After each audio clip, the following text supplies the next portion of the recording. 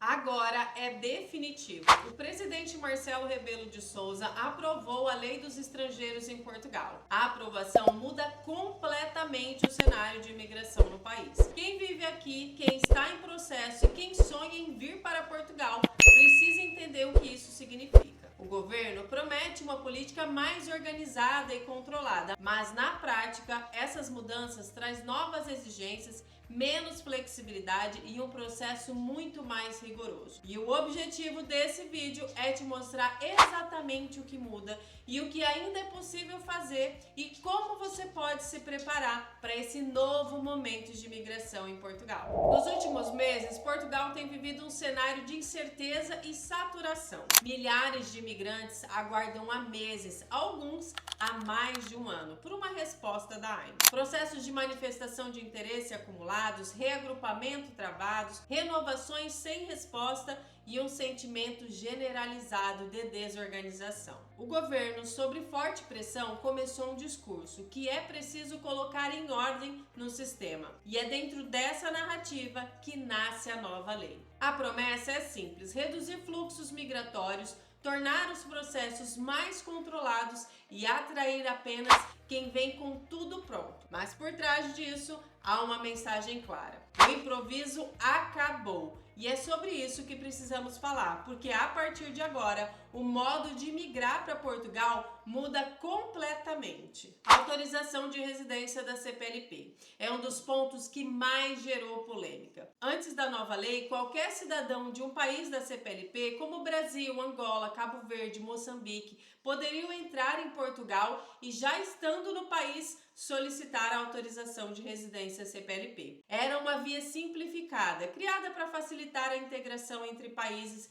que compartilham a mesma língua. Agora, isso muda completamente. A partir da nova legislação, não será mais possível fazer esse pedido em território português, mesmo que a pessoa esteja com toda a documentação em dia. O processo só poderá ser iniciado a partir do país de origem com um visto consular prévio. E há um detalhe importante: nem mesmo a ação judicial poderá ser usada como alternativa. O texto da lei deixa claro que as autorizações de residência CPLP só podem ser concedidas a quem entrou legalmente no país. Ou seja, aquela antiga estratégia de chegar e resolver depois deixa de existir. Isso atinge diretamente milhares de brasileiros que vinham com a esperança de se regularizar após a chegada. Reagrupamento familiar. O segundo ponto traz talvez a mudança mais sensível da lei. Antes, o reagrupamento familiar poderia ser solicitado assim que o titular de residência tivesse a documentação aprovada e a análise dos casos era mais flexível. Agora, o prazo mínimo geral passa a ser de 2 anos de residência legal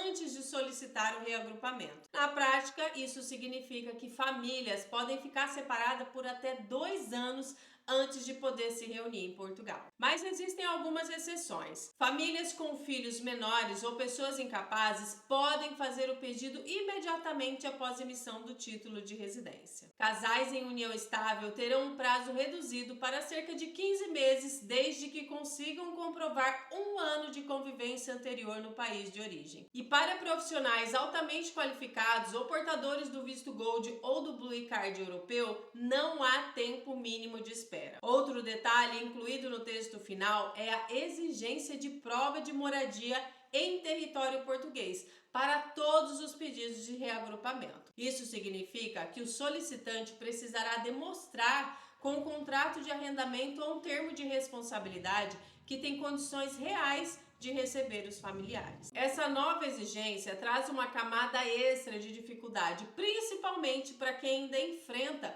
um mercado de aluguel altamente competitivo e caro aqui em Portugal. Renovações e meio de subsistência. Antes da nova lei, quem estava em processo de renovação podia comprovar os seus meios de subsistência, ou seja, a renda mínima exigida com diferentes fontes, inclusive apoios sociais como subsídio de desemprego. Agora, isso muda radicalmente. A partir da aprovação da lei, os apoios sociais deixam de ser aceitos como prova de sustento. Somente rendimentos provenientes de trabalho ativo, contrato formal ou atividades econômicas comprovadas poderão ser utilizados na renovação da sua residência. E isso impacta diretamente imigrantes que perderam o emprego e estavam em fase de transição. Na prática, muitos podem enfrentar dificuldades para renovar o título, mesmo tendo vivido de forma regular no país. Além disso, a lei prevê avaliações mais rigorosas na hora da renovação. O governo quer garantir que o imigrante tenha condições financeiras de permanecer e contribuir para o país, e que em tese é razoável, mas na prática a exigência excessiva pode acabar empurrando muitas pessoas para a irregularidade.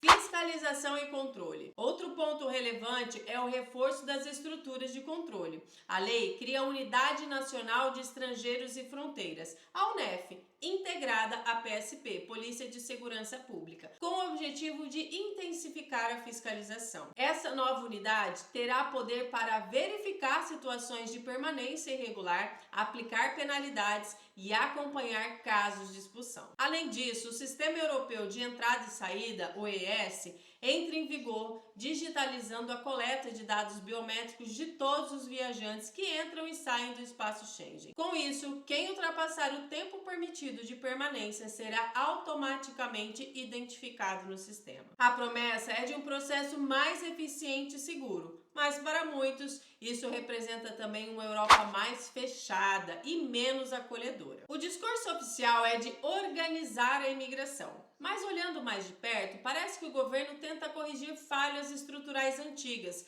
colocando peso nas costas de quem só quer viver aqui com dignidade. O imigrante virou o rosto mais fácil de culpar por problemas que o país já tinha: a crise na habitação, a falta de mão de obra qualificada e os baixos salários. E ao mesmo tempo em que endurece esse acesso, Portugal continua precisando desesperadamente de trabalhadores nos hospitais, escolas, obras e na tecnologia. E esse é o paradoxo. O país precisa de imigrantes, mas cria barreiras para recebê-los. E essa contradição é o que torna a nova lei tão polêmica. Mas se você está assistindo até aqui, o mais importante é saber o que fazer a partir de agora. E a resposta é simples: planejamento e orientação. Quem já vive em Portugal precisa revisar o processo atual, atualizar documentos e buscar ajuda especializada. Ainda há oportunidades para quem está em processo ou tem pendências antigas,